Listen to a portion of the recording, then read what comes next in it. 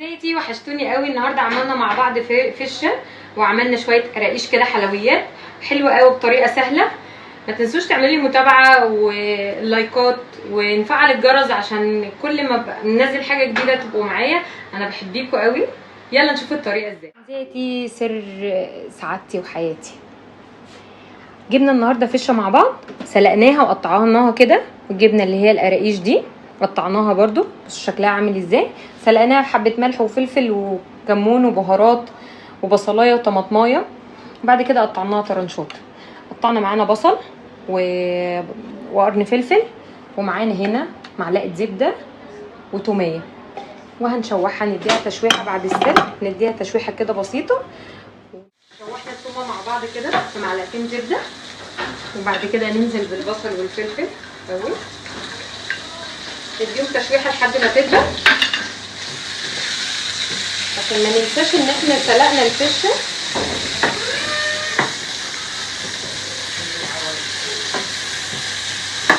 شوحنا مع بعض ايه الفلفل والبصل. هننزل بالفشه بالطريقه دي. طبعا دي القراقيش اللي هي بتبقى عند اسمها ايه، عزور كده، دي الرقبه، بس الرقبه دي لحمه، ودي القرقوشه بتاعت الرقبه. انا بحب القراقيش دي جدا. نحط لها الصلصه، ما نحطلهاش حاجه، انا واحده من الناس بحبيها كده.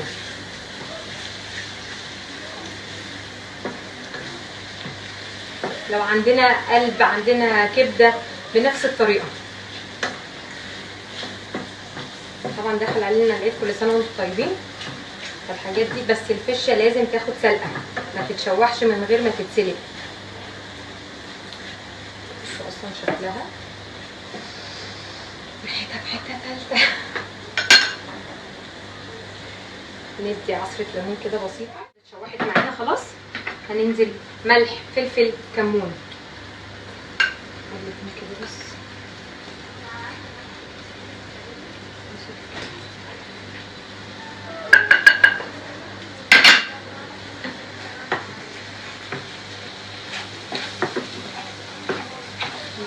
ريحتها جميله قوي قوي بجد، في حته تانيه، هتعجبكم قوي.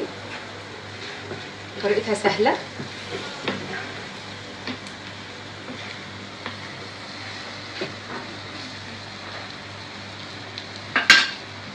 حلوه.